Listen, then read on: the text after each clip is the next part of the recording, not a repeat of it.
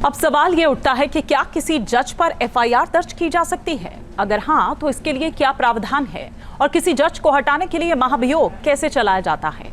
आपको दिखाते हैं इस रिपोर्ट में।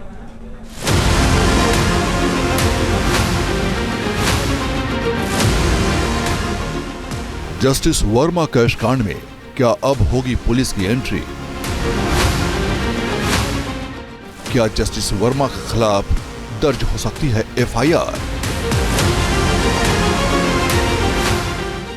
क्या सुप्रीम कोर्ट के एक फैसले में छिपा है एफआईआर का राज? ये सवाल इसलिए क्योंकि जस्टिस वर्मा के खिलाफ एफआईआर दर्ज करने की मांग करने वाली याचिका सुप्रीम कोर्ट में पहुंच चुकी है। बल्कि इलाहाबाद बार एसोसिएशन भी लगातार कुछ ऐसी ही मांग कर रहा है। अब सवाल उठता है कि क्या जजों के मामले में एफआईआर दर्ज करने का प्रावधान है भी या नहीं। इस मामले को समझने के लिए हमें लौटना होगा आज से 34 साल पहले, जब साल 1991 में सुप्रीम कोर्ट ने एक बड़ी लकीर खींच दी थी। सुप्रीम कोर्ट ने जस्टिस के वीरास्वामी मामले में एक अहम फैसला दिया था। उस फैसले में एक टिप्पणी भी की थी। तब सर्वोच्च अदालत ने कहा था, हाई कोर्ट के जज के खिलाफ पद पर रहते हुए कोई आरोप लगता है तो उसे प्रिवेंशन ऑफ करप्शन एक्ट के प्रावधानों के तहत अभियोजन की छूट नहीं मिलेगी,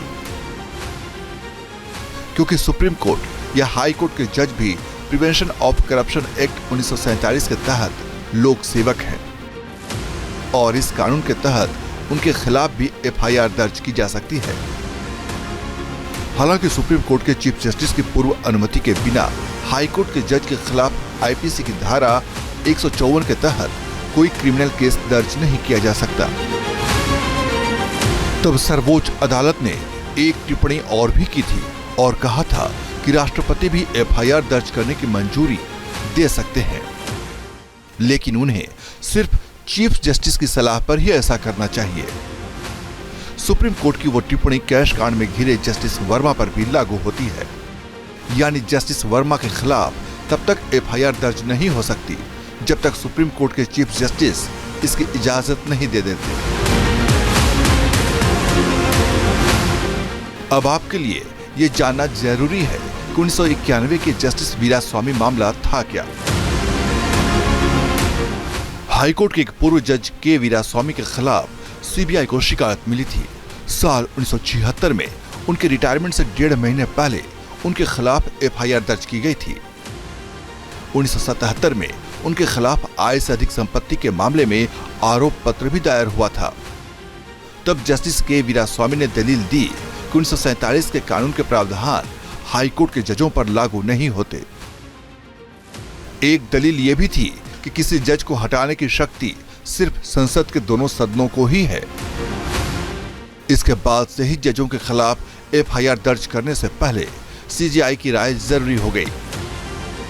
हालांकि जिस वक्त सुप्रीम कोर्ट ने ये टिप्पणी की थी, उस वक्त जजों के खिलाफ आरोपों से निपटने के लिए कोई इन हाउस प्रक्रिया लागू नहीं थी, जैसे कि आज की तारीख में है और जैसे कि जस्टिस वर्मा के खिलाफ शुरू किया गया है। अब आते हैं महाभियोग के सवाल पर। क्या जस्टिस वर्मा के खिलाफ महाभियोग लाया जा सकता है? अगर हाँ, तो उसकी प्रक्रिया क्या होती है? जज के खिलाफ महाभियोग चलाने की प्रक्रिया संविधान के अनुच्छेद 124(4) में दर्ज है। इस अनुच्छेद में जिक्र है कि किसी जज को कदाचार या अक्षमता के आधार पर हटाया जा सकता है। न्यायपालिका की स्वतंत्रता बनी रहे, इसलिए महाभियोग की प्रक्रिया के लेवल को भी काफी हाई रखा गया है। महाभियोग का प्रस्ताव संसद का कोई भी सदस्य पेश कर सकता है। इस प्रस्ताव को संसद के 1/4 सदस्यों का समर्थन जरूरी होता है। आरोपों की जांच के लिए एक संसदीय समिति का गठन होता है। फिर प्रस्ताव पर संसद के दोनों सदनों में बहस होती है। प्रस्ताव को पास करने के लिए सदन के कुल सदस्यों में से कम 2/3 सदस्यों का समर्थन जरूरी होता है।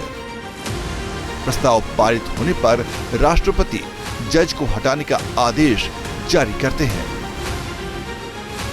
फिलहाल जस्टिस वर्मा के मामले में न तो एफआईआर दर्ज करने को लेकर किसी तरह से कोई प्रक्रिया शुरू हुई है और न ही महाभियोग को लेकर यानी गेंद अब सुप्रीम कोर्ट के चीफ जस्टिस के पाले में है और ऐसा तब तक नहीं होगा जब तक कि इन हाउस जांच कमेटी की रिपोर्ट नहीं आ जाती। Team news nation.